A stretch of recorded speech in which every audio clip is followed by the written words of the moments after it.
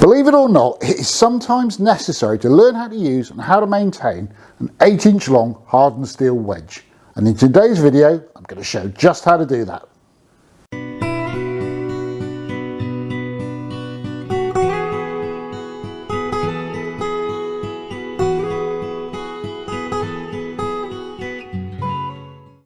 Hello, welcome to English Country Life. Welcome to the workshop and welcome to talking about these hardened steel splitting wedges. My name's Hugh, and you'd think that this tool was so simple that there's nothing that you could learn about it. But today I want to pass on a few tips and techniques in their use and maintenance.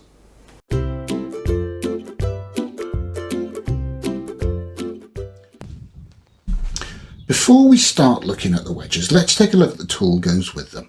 This is a maul. It's like an axe, but it's got a much wider angle, designed to force apart wood fibres rather than cut through them like an axe does. The other thing to know about a maul is that the back of the maul is hardened steel, so you can use that to drive wedges, but I'd rather use a sledgehammer.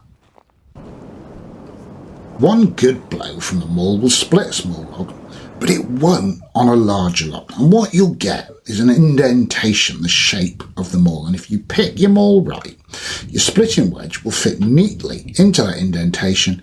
You can then pound the splitting wedge in with the back of the maul or with a sledgehammer and cause a proper split across the wood. With the wedge firmly in place, what you want to do is drive it home with the back of the maul or with a sledgehammer that I find has a better balance. You don't need to use masses of muscle energy, just tap the thing home using the weight of the tool. Now on a very big log, you will need to add additional wedges because the split won't run all the way across the log with a single wedge. I've had to use up to 4 wedges before now to split a very large log. With longer logs, you may find that the split doesn't run to the bottom of the log. Try using 2 wedges doubled up together. You can either slip another one beside the original wedge or put 2 in together like this, drive them home and they'll create more of an angle and finish that split. There we go.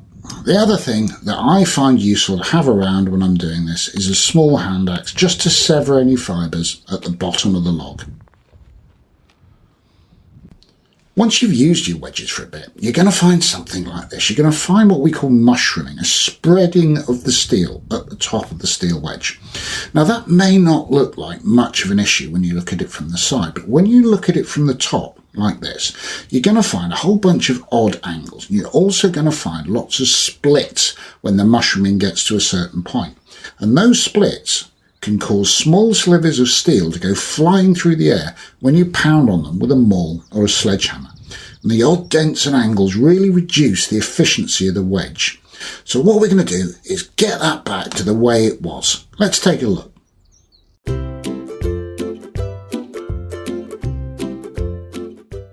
There are many tools that you could use to get rid of that mushrooming on your wedge. You could use a bench grinder or files or a hacksaw. I use an angle grinder. And what I do is I start the process with a slitting disc, a very narrow cutting disc fitted to the angle grinder. And with that, what I'm going to do is just trim away any of that mushrooming that projects beyond the correct lines of the wedge, just cutting it off one piece at a time. Once I've done that, I'll fit a tool called a flap disc to the grinder, which is like kind of big sandpaper. And with that, I'll smooth out those cuts that I've made and any of the dents that are in the top of the wedge to get it back as close as I can to the original profile. Now, every few seconds, I will cool the wedge in a bucket of cold water. That may sound odd, but this wedge has been heat treated to be hardened. If you let it get hot, you'll soften that steel. So don't grind on it for a long time without cooling that steel back to room temperature. Even with frequent quenching, it doesn't take very long to get the wedge back to a nice uniform shape. But if you look at the left-hand side, you can see that the wedge at the bottom has actually got quite a bit shorter than the wedge at the top, which is a new one. And that's fine. But over time, once you grind down to the thickest part of the wedge, then after that, you're starting to reduce its length, its width, and its efficiency. So at that point, it's time to start thinking about a new wedge.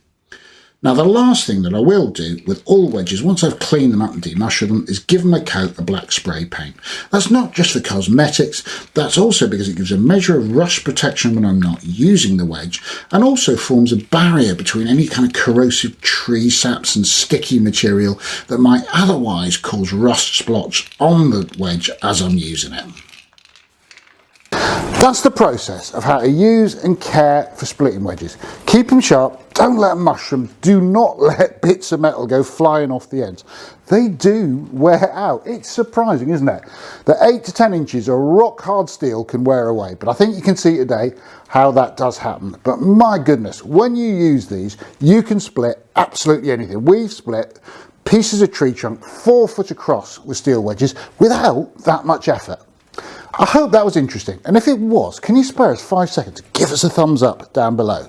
People have asked us to restart our tooltip series, just showing the less common tools that we use on the small holding. If you're interested in that, let us know in the comments, and let us know if there's anything particular you'd like to see, and we'll try and make those videos for you. And if you want to see those videos and everything else we produce on Small Holding Life, just tap on that subscribe button, hit the bell next to it, you'll hear every time we upload a new video. Whatever you do. Come back and see us soon. Take care.